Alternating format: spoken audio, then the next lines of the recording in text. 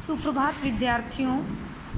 आज मैं हिंदी व्याकरण का जो आपका पाठ नंबर 3 चल रहा था, पाठ नंबर 3 है शब्द रचना, उसका आज मैं आपको अगला टॉपिक करवाने जा रही हूँ। जैसे हमने उस दिन ये किया था कि जो शब्द हैं वो कितने प्रकार के होते हैं, तो हमने बताया था कि शब्दों का वर्गीकरण 3 प्रकार से किया गया है: उत्पत्ति के आधार पर, बनावट के आधार पर और प्रयोग के आधार पर। जो उत्पत्ति के आधार पर था वो कितनी तरह के थे? 4 प्रकार के थे: तत्सम, तद्भव, देशज और विदेशी। आज हम करने जा रहे हैं बनावट के आधार पर। शब्द 3 प्रकार के होते हैं। बनावट, रूढ़ शब्द। सबसे पहले देखिए ये बनावट के आधार पर कितने हैं? 3 प्रकार के हैं: रूढ़ शब्द, यौगिक शब्द, योग रूढ़। तो देखिए जो आपके रूढ़ शब्द हैं ये ऐसे शब्द हैं जिनके टुकड़े नहीं किए जा सकते, इनके अर्थ रूढ़ हो गए हैं। ये कुछ ऐसे शब्द हैं जैसे इनके और ज़्यादा छोटे टुकड़े नहीं किए जा सकते, ये जैसे हैं वैसे ही रहेंगे। जैसे घर, घर को अगर आप छोटा करते हो तो ये खाली क्या बन जाएगा? घ का तो कोई अर्थ नहीं है, ये तो क्या आ जाएगा? आपका व्यंजन कहलाएगा। सेना, स ए, अगर स ए है से, तो ये भी कोई क्या नहीं बन रहा है? शब्द नहीं बन रहा है। तो जिनके टुकड़े नहीं किए जा सकते वो क्या होते हैं? रूढ़ शब्द। आगे है यौगिक शब्द। यौगिक शब्द होते हैं जो 2 शब्दों के योग से बने हैं। जैसे आपको यहाँ पर बहुत ही अच्छा कॉमन एग्जाम्पल दिया गया है। देखिए पाठशाला, पाठ जमा शाला, पाठ जमा शाला। पाठ का आपको अर्थ पता ही है कि पाठ क्या होता है और शाला का अर्थ क्या होता है? पढ़ने का स्थान। तो ये पाठशाला क्या हो गया? पाठ का अलग अर्थ है, शाला का अलग अर्थ है, तो ये क्या हो गया? पाठशाला। आगे है योग रूढ़ शब्द। योग रूढ़ शब्द ये ऐसे शब्द होते हैं जिनके टुकड़े तो हो सकते हैं पर टुकड़ों का सीधा अर्थ ना निकलकर कोई विशेष अर्थ निकलता है। रूढ़ शब्द ऐसे होते हैं जिनके टुकड़े नहीं किए जा सकते और यौगिक शब्द ऐसे होते हैं जिनके टुकड़े किए जा सकते हैं क्योंकि वो 2 शब्दों के मेल से बने हुए होते हैं। लेकिन जो योग रूढ़ शब्द होते हैं वो क्या होते हैं? जिनके टुकड़े भी हो सकते हैं और टुकड़ों का कोई सीधा अर्थ तो निकलता नहीं है, लेकिन उसका क्या निकलता है? कोई विशेष अर्थ निकलता है। जैसे पंकज, तो इसका टुकड़े कैसे किए गए? पंक जमा जय। तो पंकज का क्या अर्थ है? कीचड़ में उत्पन्न होने वाला, अर्थात कमल। पंकज का अर्थ क्या है? कमल।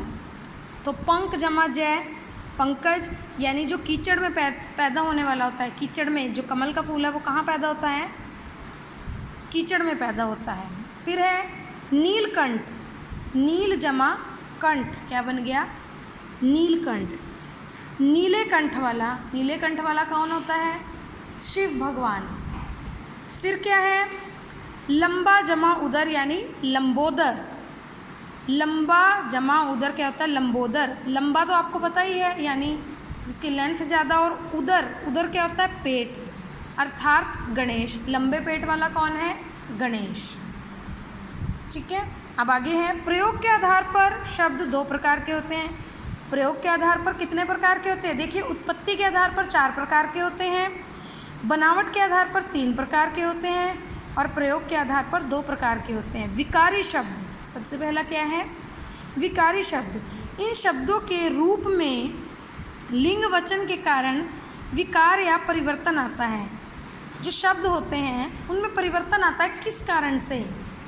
लिंग, लिंग क्या होता है? स्त्रीलिंग हो गया, पुल्लिंग हो गया, और वचन क्या होते हैं? एक वचन, बहुवचन, जिसके कारण क्या हो जाता है? इनमें परिवर्तन आ जाता है। संज्ञा, सर्वनाम, विशेषण। संज्ञा, सर्वनाम और विशेषण ये शब्द क्या हैं? विकारी शब्द हैं। क्या हैं ये? विकारी शब्द हैं। आगे देखिए अविकारी शब्द। इन शब्दों के रूप में किसी भी कारण से कोई भी परिवर्तन नहीं होता, इन्हें अव्यय भी कहा जाता है। विकारी शब्दों में तो क्या आता था? परिवर्तन आ जाता था लिंग और वचन के कारण, लेकिन अविकारी शब्दों में कोई भी परिवर्तन नहीं आता है। और ये कौन से हैं? क्रिया विशेषण, संबंध बोधक, समुच्चय बोधक और विस्मय आदि बोधक, इन्हें क्या कहते हैं? अव्यय भी कहते हैं। हिंदी भाषा में ये अविकारी शब्द हैं। अर्थ के आधार पर शब्दों के भेद किए जाते हैं। अर्थ के आधार पर शब्दों के भेद किए जाते हैं, जैसे पर्यायवाची शब्द हो जाते हैं, विलोम शब्द हो जाते हैं। क्या कर सकते हैं इनके? ये क्या है? अर्थ के आधार पर इन शब्दों के ये भेद बताए गए हैं। अनेकार्थक शब्द, समरूपी, भिन्नार्थक, ये सब क्या होते हैं? शब्दों के आधार पर वर्गीकृत किए जाते हैं। आगे आपके पास टॉपिक शब्द रचना। हिंदी में उपसर्ग और प्रत्यय के योग से नए शब्दों की रचना की जाती है। अब आपको ये टॉपिक जो करवाया जा रहा है, इसमें उपसर्ग और प्रत्यय के बारे में बताया जाएगा कि उपसर्ग क्या होता है और प्रत्यय क्या होता है। देखिए, सबसे पहले आते हैं हम उपसर्ग पे। ये वे शब्दांश है जिनको शब्द से पहले लगाकर नया शब्द बनाया जा सकता है। उपसर्ग क्या होते हैं? शब्द से पहले अगर कोई नया शब्द जिनको, ये वे शब्दांश है जिनको शब्द से पहले लगाकर, मान लीजिए कोई भी शब्द दे रखा, अगर आप उससे पहले कोई भी स्वर या व्यंजन कोई भी शब्द लगा देते हैं तो उससे क्या बन जाता है? नया शब्द बन जाता है। जैसे देखिए, हमारे पास शब्द क्या होता है? न्याय। न्याय के साथ ही हमने क्या जोड़ दिया? अ, तो ये क्या बन गया? अन्याय बन गया नया शब्द। धर्म, धर्म क्या होता है? अच्छे कार्य करने वाला। उसके आगे क्या लगा दिया? अ लगा दिया, तो ये क्या बन गया? अधर्म, यानी बुरे कार्य करने वाला। सुपुत्र, पुत्र हो गया बेटा, और आगे इसके क्या लगा दिया? से उ, तो ये क्या बन गया? सपुत्र। इसी प्रकार के ये कुछ शब्द दिए गए हैं, ये आप बुक में से अपने आप पढ़ लीजिएगा, आपको ये समझ आ जाएंगे कि उपसर्ग शब्द क्या है। फिर है यहाँ पर आपको दिया गया है प्रत्यय। ये वे शब्दांश है जिन्हें शब्द के अंत में लगाया जाता है।